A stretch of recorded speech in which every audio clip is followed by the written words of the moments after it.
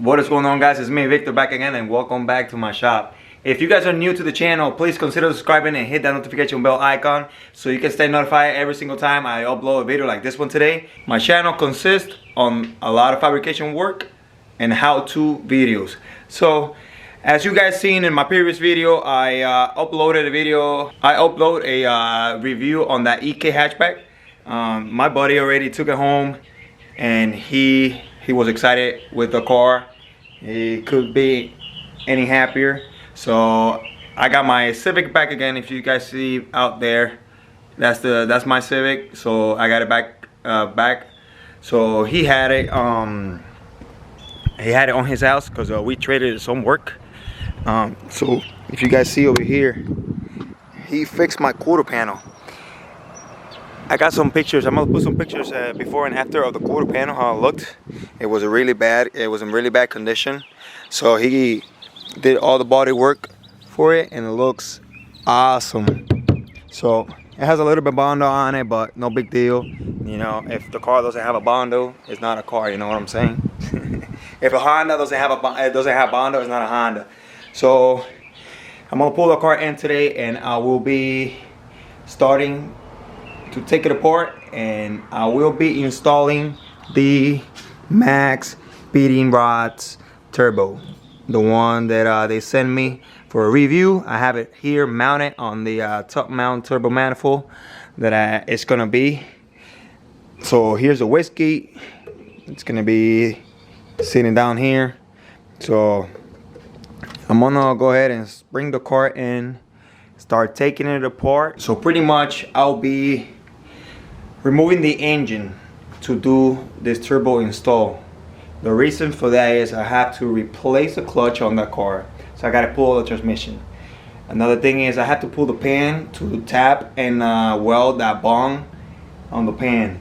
And another thing is, since this turbo is water cooled, I had to run some coolant lines. So I prefer pulling out the engine and see where it's better to put run the lines.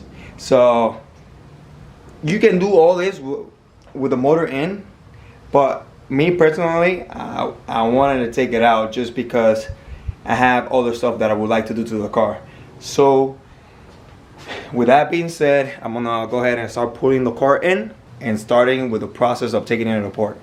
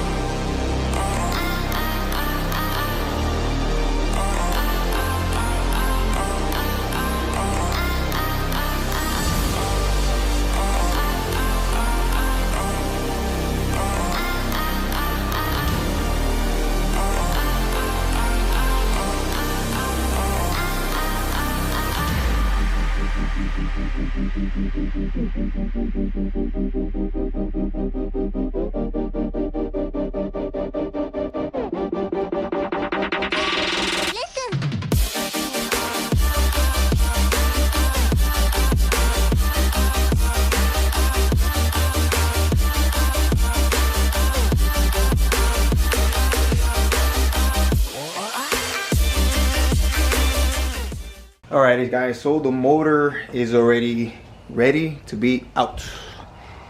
As you guys saw, remove radiator, condenser, power steering lines, AC lines, and there's a reason for that. So the intake box, so the only thing I got left over is this mount and this mount right here. So after that, I'm gonna grab my trusty cherry picker, and then I'm just gonna lift it up, pull it off from the top. I'm used to, I'm used to, but I'm not used to using that. So I'm gonna give it a try on this one, just because I wanna do things a little bit different. So yeah boys, this is ready to come out, and my camera is about to die. So yeah, I'm gonna put it to charge, and then I'll continue with the process.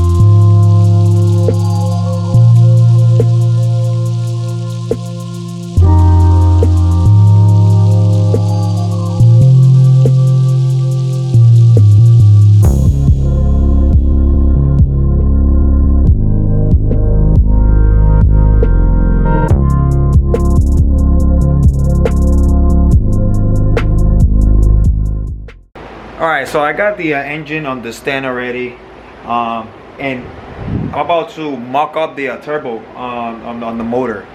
Remember guys, I'm doing this for a bunch of different reasons. You guys do not have to remove your engine to install a turbo kit on your car. You can do everything on the car, but for my own purpose, I'll be, like I told you guys, I'll be doing a bunch of other extra stuff to this motor, and that's why I removed it, just because I want to be more comfortable working with this and doing things a certain way.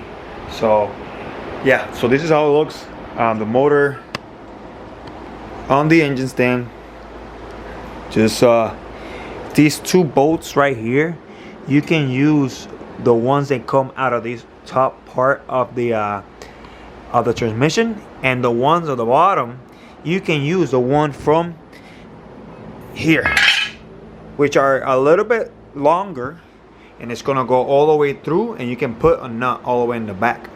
So that's how I did this. So just in case if you guys are wondering, oh, what kind of bolts I gotta use, or you know, I gotta buy some bolts, no, you use your hardware from your motor, from your car, and the one from the transmission. So you don't have to go So you don't have to go to the hardware store and get some new hardware. You can use your stuff already. So like I said, I'm gonna start mucking up the turbo.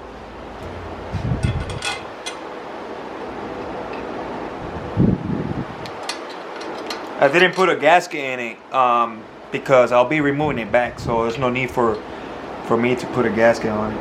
So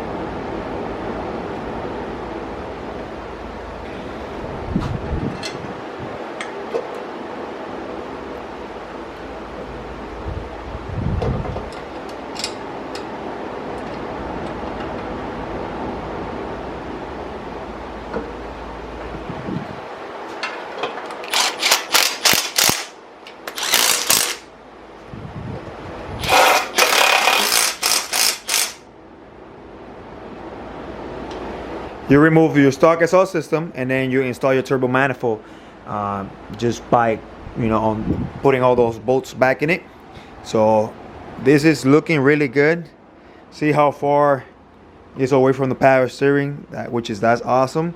The only problem that I will have is the AC lines are gonna be close to this, but I have a solution for that, and also the fan. So now I gotta see, because I gotta run the drain line from here all the way to here. So that's one thing that that was why I wanted to see where I was gonna do it. So I'm pretty sure I'm gonna do it right here. So I gotta mark this right there and do it. Also, the exhaust system gotta come from here down through there, because I'm going with a full exhaust system. I don't want to do no hood exit or nothing. This car is gonna be daily driven. I don't have to worry.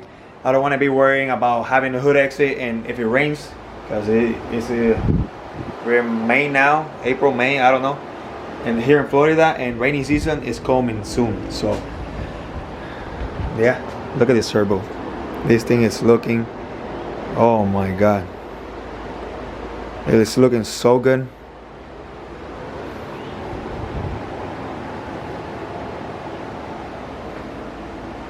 Perfect.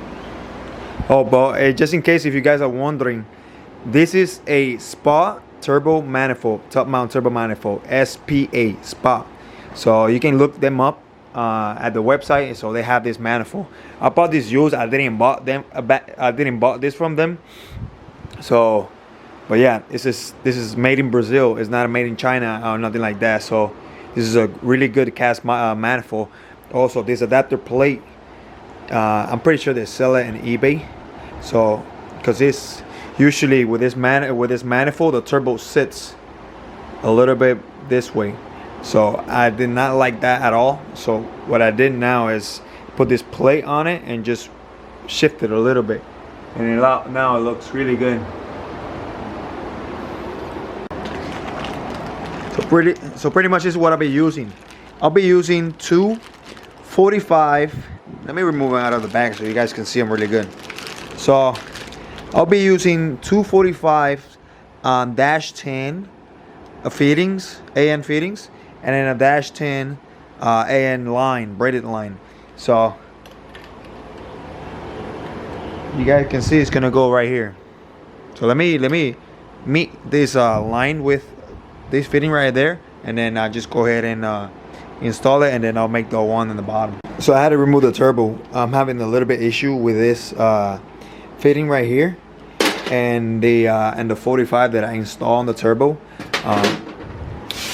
The 45 is hitting right here, and it doesn't allow the turbo to sit properly. So pretty much what I will be doing is, somebody did this, I don't know who, but I'll be cleaning this out, cutting it, making it nice and flush, and this 45 I'll be welding it back over here, and then after that I will weld a -10 bung on it, and then I will put that 45 on this bung.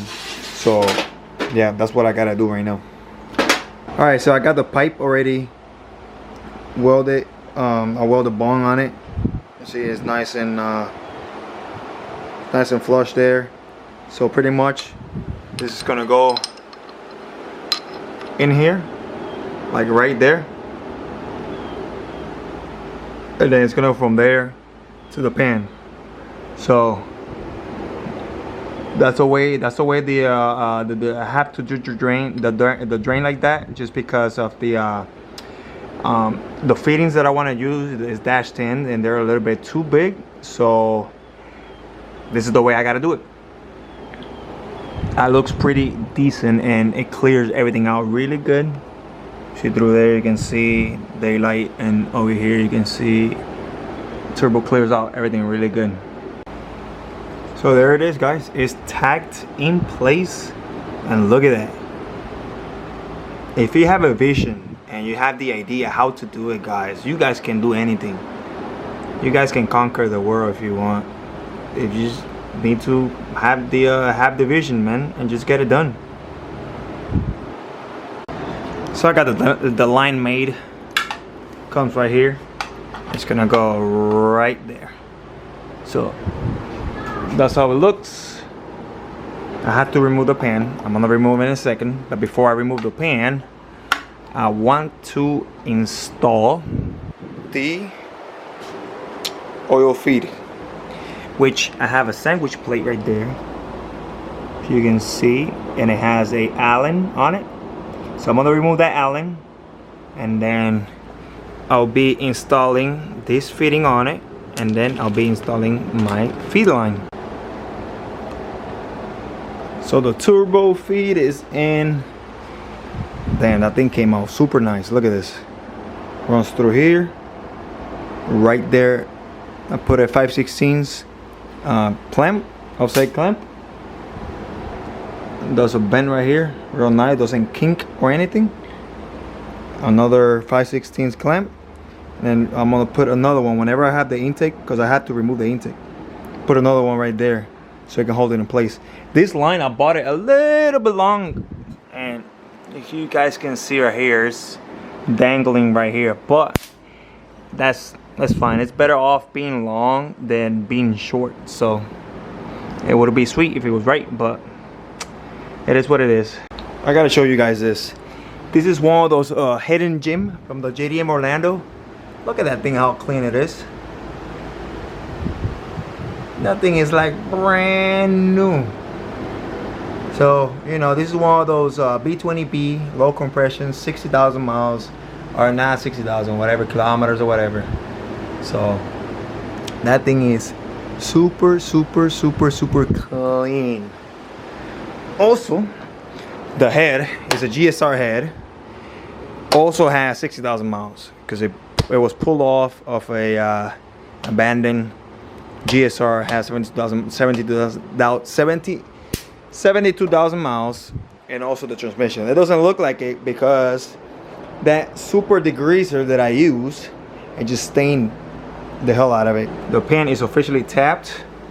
You don't see no welds through here, just because they are right there. Look at that rainbow.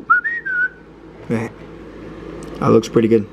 So now install back the pan on the motor